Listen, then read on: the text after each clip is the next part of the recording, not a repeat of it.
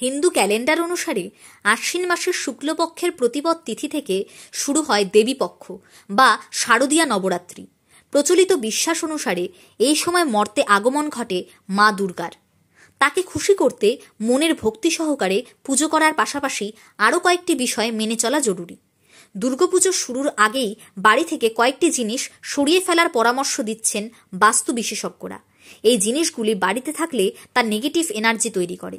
এই অশুভ শক্তি আপনার ঘরে পুঞ্জীভূত হয়ে থাকলে তাতে রুষ্ট হবেন দেবী দুর্গা। এর ফলে দেবীর রোষে নানা বিপদ বাড়তে পারে জীবনে।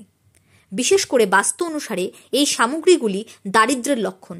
তাই মা দুর্গা মর্তে আসার আগে এই জিনিসগুলি আপনার ঘরে থাকলে তা অবশ্যই সরিয়ে ফেলুন। তাহলেই জগজ্জননী জগদম্বা আপনার প্রতি তুষ্ট হবেন।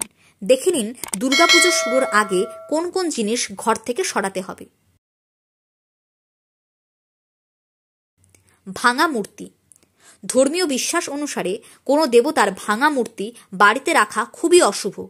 তাই কোনো মূর্তি ভেঙে গেলে তার সঙ্গে সঙ্গে বাড়ি থেকে সরিয়ে ফেলুন। আপনার ঘরে কোনো ভাঙা মূর্তি থাকলে দুর্গাপুজোর আগেই তা জলে ভাসিয়ে দিন। তবে যেখানে সেখানে ঠাকুরের মূর্তি ভুলেও ফেলবেন না। মনে রাখবেন, বাড়িতে ভাঙা মূর্তি রাখলে তা আপনার দুশ্চিন্তার কারণ হবে। বন্ধ ঘড়ি। আপনার বাড়িতে কি কোনো বন্ধ ঘড়ি আছে? জ্যোতিষ অনুসারে বাড়িতে বন্ধ ঘড়ি থাকলে তা অশুভ শক্তির সৃষ্টি করে। তাই ভুলেও বাড়িতে বন্ধ ঘড়ি রাখবেন না। দুর্গাপুজো শুরুর আগেই বাড়ি থেকে সব বন্ধ ঘড়ি সরিয়ে ফেলুন। না হলে দেবী দুর্গার রোষে আপনার জীবনে নানা বাধা বিপত্তি দেখা দিতে পারে। পেঁয়াজ রসুন। নবরাত্রি চলাকালীন পেঁয়াজ রসুন সহ যে কোনো আমিষ খাবার এড়িয়ে যাওয়ার পরামর্শ দিচ্ছেন বাস্তু বিশেষজ্ঞরা। এই সময় বাড়িতে পেঁয়াজ রসুন বা অন্য কোনো আমিষ খাবার রাখবেন না। এই সময় পুরোপুরি সাত্ত্বিক আহার করতে পারলেই সবচেয়ে ভালো হয়। পুরনো চটি জুতো।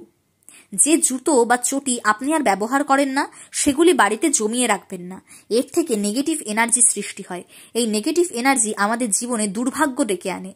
তাই বাড়িতে অব্যবহৃত চটি জুতো থাকলে তা সরিয়ে ফেলুন এখনই। সেগুলি অন্য কারো ব্যবহারের উপযোগী হলে দান করে দিন। এইরকম ভিডিও দেখার জন্য আমাদের চ্যানেল সাবস্ক্রাইব করুন। ভালো লাগলে লাইক করুন, কোনো প্রশ্ন থাকলে কমেন্টস করুন।